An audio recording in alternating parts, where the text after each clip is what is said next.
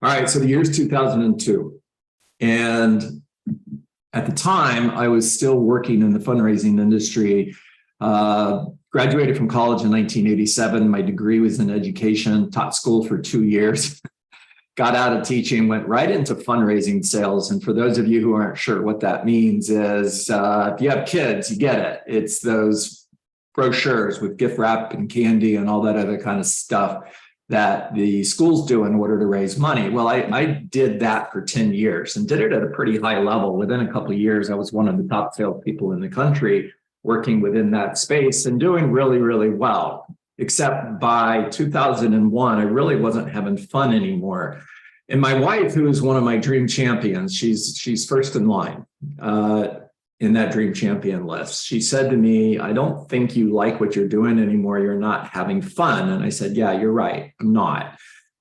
Her response was, you should get your real estate license. My response was, no freaking way.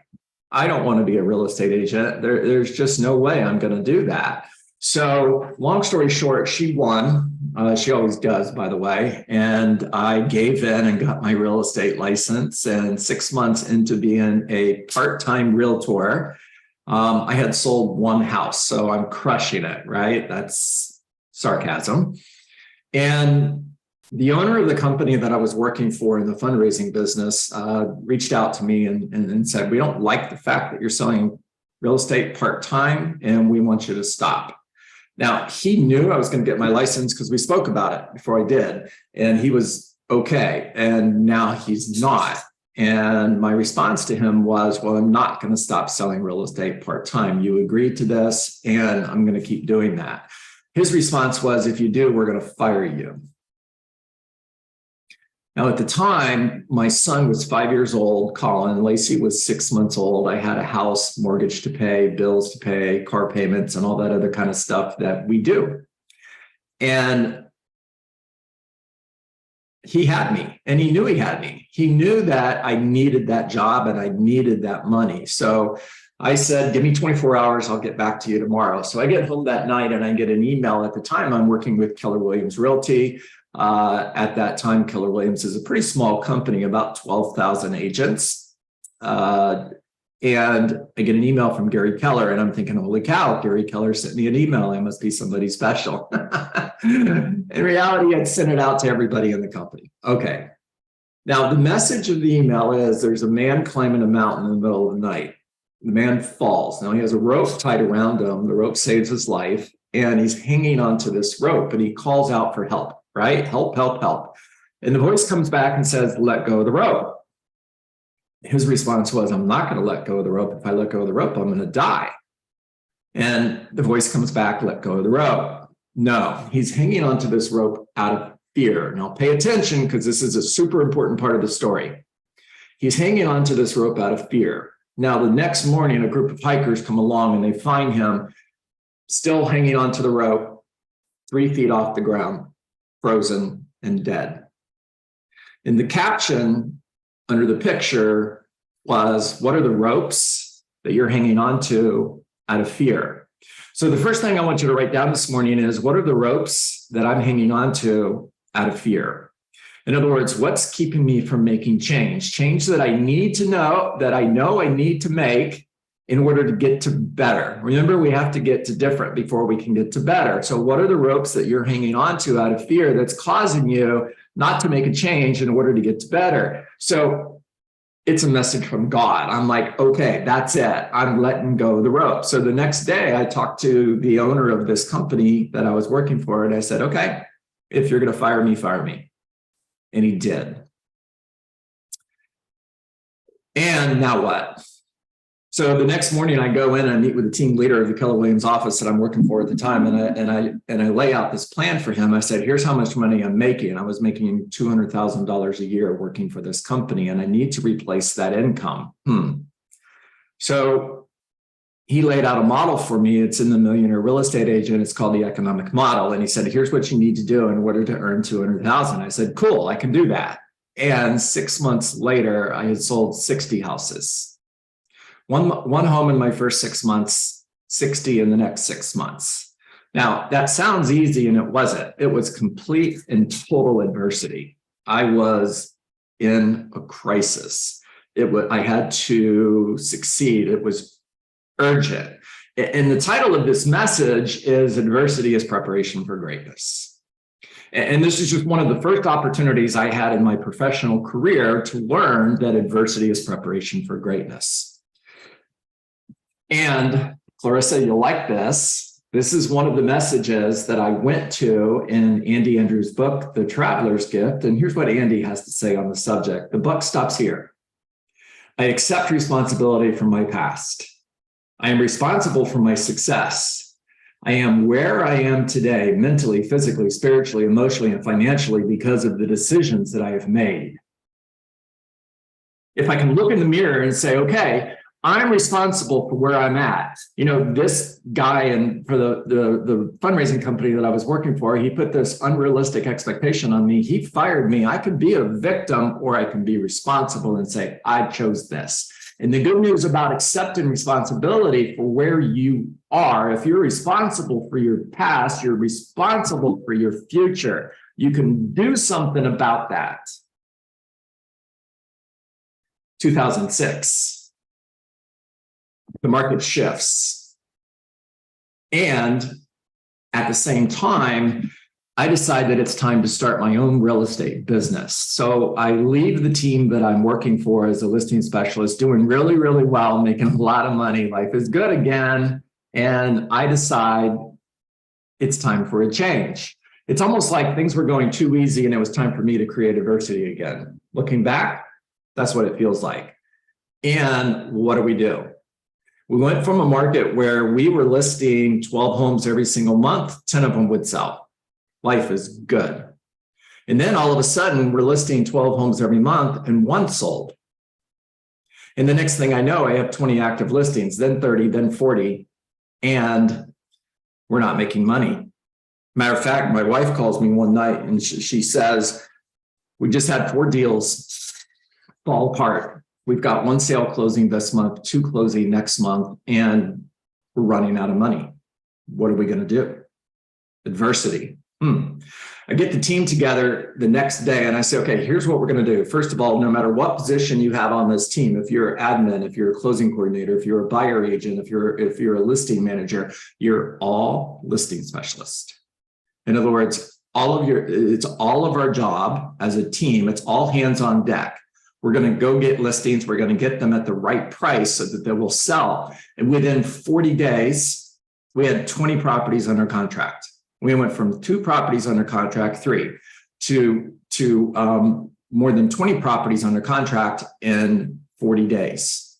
Adversity is preparation for greatness. Over the next 4 years, we went from not even being in, nobody knew who we were, to being one of the top 5 real estate teams in our market. Adversity is preparation for greatness. Now, I'm sharing this message with you because we're fixing, if you're not from the South, that means you're getting ready to. We're fixing to get into some hard times. Things are going to get tough. Adversity is preparation for greatness. The market's shifting. It's already shifted, and you're going to have to get to different in order to succeed in this market. It's happened before. It'll happen again. If I can, you can. And in the next 3 years, I lost $500,000. I went $500,000 into debt over 3 bad decisions that I made. The buck stops here. I'm responsible for where I am. All of a sudden, adversity again. Massive adversity. How do I get out of debt? What am I going to do now? Well, go back to the book. Here's what Andy Andrews has to say. Today, I will begin the process of changing where I am. Mentally, physically, spiritually, emotionally, and financially by changing the way I think. And by 2012, we had dug ourselves out of that $500,000 hole. We're back to even. Life is good. And from 2012 until 2015, we're closing 100 to 120 sales a year, making a lot of money, and life is good. Then I decide it's time for a change. It's almost as if things were going too well and it's time for me to create adversity again. There's a pattern here. I hope you guys are paying attention. And I'm going to follow my dream. My dream is to be a trainer and a coach to lead people. And I decide that I'm going to take a team leader role in Coral Springs, Florida, for this little tiny market center with 62 agents. I'm going to close down my real estate business, which is earning over $800,000 a year. And I'm going to go to work for a salary of $72,000 a year based on the opportunity that it was going to create for me. 4 days after I made that decision, my daughter was diagnosed with non-Hodgkin's lymphoma. I'm faced with, now what? I hadn't moved to Coral Springs yet, and I'm ready to take a detour. I'm on this journey with a destination that is assured, and I'm 4 days on this journey. And I'm faced with taking a detour, stopping, changing directions. In other words, I reached out to the owner of that office in Coral Springs, Florida, and said, no, I can't do this. Things have changed. I've got to stay in Palm Harbor. I can't move to Coral Springs. Until my daughter came to me and said, you're not going to give up on your dream for me. You're moving. Mom and I will join you as soon as I'm finished with this treatment. And you're going. So I did. And for the next year, I'm working as a team leader, building this office from 62 agents to 150, and then 200, and then 300. And in that same time period, things are tough financially. I don't have one home to support. I have two homes to support. I have two homes to pay for. I'm living in an apartment. I haven't been in an apartment since I was 22 years old. I forgot what it was like to live in an apartment. I'm like, what the heck am I doing here? Life was hard. It was really hard. For the next 12 months, I showed up and I went to work and I did my job. And if you ask me what happened in that 12 months, I honestly don't remember. I was there physically, but mentally and emotionally and spiritually, I wasn't. Mentally, emotionally, and spiritually, I was with Lacey. She got better. She's 6 years cancer-free. Praise God. And we lost everything, not because of her, because of the decision that I made to move to Coral Springs and start over again. Now I'm faced with, what do? We're facing bankruptcy. In 2017, we filed Chapter 13 bankruptcy. Here I go again. I'm broke. Adversity is preparation for greatness. A lot of people, when they end up in this position, they ask this question, and the question is, why me? Why me? And here's the response that Andy shares with us in the Traveler's Gift. He says, why me? Why not me? Challenges are gifts, opportunities to learn. Problems are the common thread running through the lives of great men and women. I'm good. Adversity is preparation for greatness. By 2022, we're doing really, really well. That little market center that I took over with 62 agents, barely making a profit, was 300 plus and really profitable. I have ownership. I have multiple streams of income. I'm making really good money. We had dug ourselves out of that hole. And I decide in November of 2022, it's time to make a change. My passion is training and coaching and leading real estate agents. I have this vision in my mind for what the perfect real estate organization looks like, and I'm looking for the next opportunity, and I make a decision to make a change. In other words, to let go of that incredible job that I'm so grateful for that I had as a team leader, and to pursue my passion. And immediately I'm hit with adversity. Now, this time adversity shows up in the form of cease and desist letters, threats of lawsuits. And I'm like, oh my gosh, I didn't see this coming. Now what? Now what? So what? Now what? And I've been here before. I was telling my wife, I've been to rock bottom so many times, rock bottom knows my name.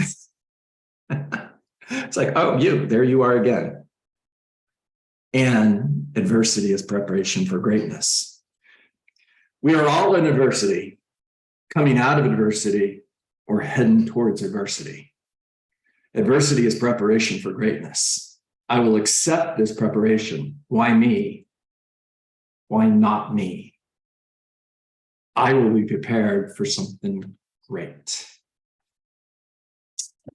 From November until, what month are we in? January.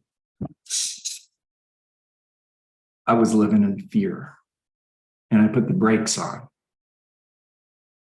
Now what? What am I going to do? If I pursue my dream, I could get sued. I could end up in court. Now what? So, the other thing Andy Andrews teaches us in The Traveler's Gift is when it's time to make a decision, make one. Move forward without fear. I know what I want to do. My path has been charted. I am moving forward with my eyes firmly fixed on the lighthouse in front of me. I am not looking at the storm and the waves that are crashing upon my ship.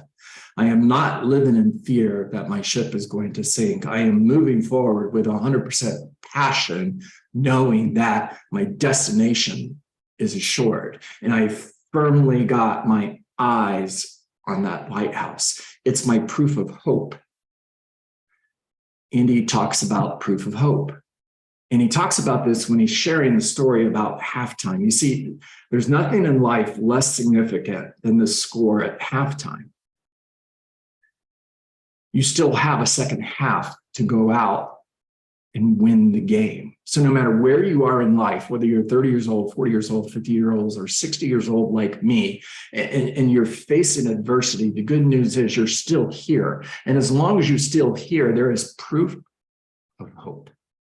You know, when Joan of Arc was being burned at the stake, one of the last things she said was, hold it higher. And what was she referring to? She was referring to the cross that she was looking at. And the message was, hold it higher so that I can see it. It's my proof of hope. In other words, she knew she was on a journey with a destination that was assured, and that her life didn't stop at death. Her proof of hope was eternal life. Hold it higher so I can see it. It's my proof of hope. Now, understand that, yeah, this is being recorded. It's going to be on YouTube. And I have 100% integrity in what I'm doing. I know what I'm supposed to do. I know what I'm not supposed to do. And I'm going to build this business, this vision that I've got in my mind, and I'm going to do it the right way, not the wrong way. And I'm going to do it without fear, because I'm on a journey with a destination that is short, and because adversity is preparation for greatness. And I'm prepared for greatness. And you should be too. All right, take yourself off mute. Talk to me.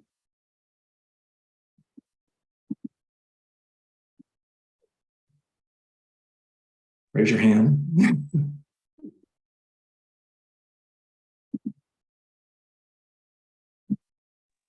That's all inspiring. Thank you for sharing. Mary Lou, my pleasure. Thank you for that. And I just borrowed The Traveler's Gift, FYI. Yeah. Audio book list. Okay. I mean, that's why I shared it with you. My mission, my goal, my job is to inspire you, to motivate you. You were designed for greatness. You were engineered for accomplishment. Don't play small in order to make other people feel good.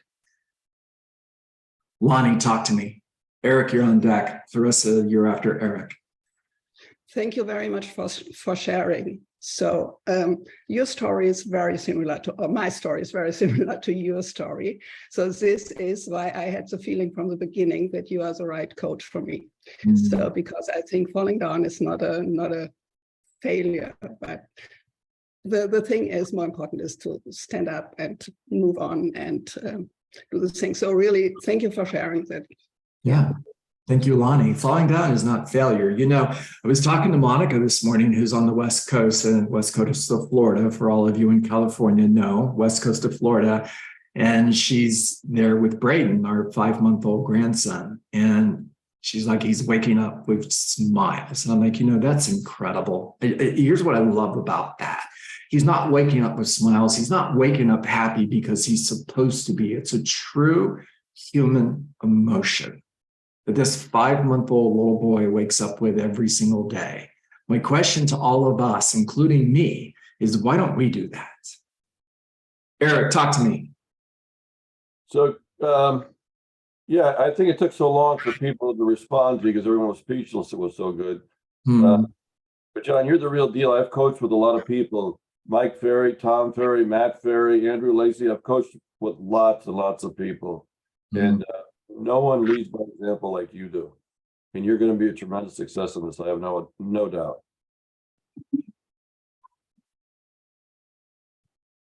Thank you, Eric. Thank you. That means a lot. It really does. I appreciate you. Thank you.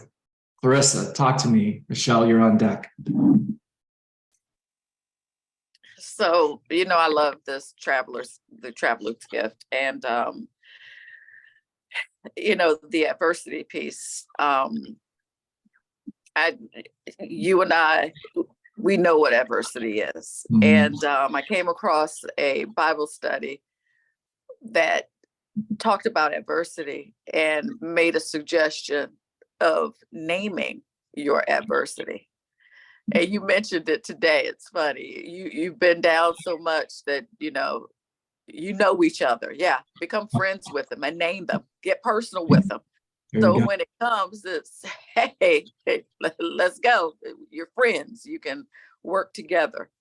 But again, you know, John, unfortunately, I've had the pain of losing you as a tremendous team leader. But I am just so in awe that you went out on faith and you're doing this and you're making your dream happen. It was a great loss for us. Boy, it's a loss for us, but you have the opportunity to really affect people across, real estate agents across this nation, and everyone should experience you. Means a lot. Thank you, Clarissa. You haven't lost me. I'm still here. I'm not going anywhere. I'm still here. Okay. Michelle, talk to me. Hey guys, how's it going? There you go.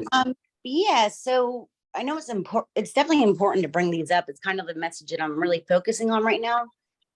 But you know, thinking about the ropes that you're taught, you know, that's holding on to, it's beautifully said, because I know, you know, I'm sure we all have them, but just letting go of them. So I appreciate you bringing this up. I know it's important, and important for most, not all, or at least most. So anyway, thank you so much. I definitely appreciate it. You got it. Thank you. Yeah, 100%. I think that's all the hands. So I'm going to close with this. You know, another one of my favorite books is The Dream Giver by Bruce Wilkinson. The Dream Giver inspired me to do what I'm doing, by the way. And one of the messages that we get from The Dream Giver, and Michelle, I'm speaking to you, is find your dream champions. It's critically important when you're in the pursuit of anything great that you find your dream champions, because here's a secret I'm going to give you that you probably already know. Whenever you set out in life to do anything great, there will be people who don't like it. The noise from your personal peanut gallery will get very, very loud. There will be people who watch this video who don't like what I'm saying. I get it. I'm okay with that. If you're for me, awesome, let's go. And if you are not with me, if you are against me, I do not care what you think or say. Now that's a message for you. Don't hear that as me saying that. I want you to say that.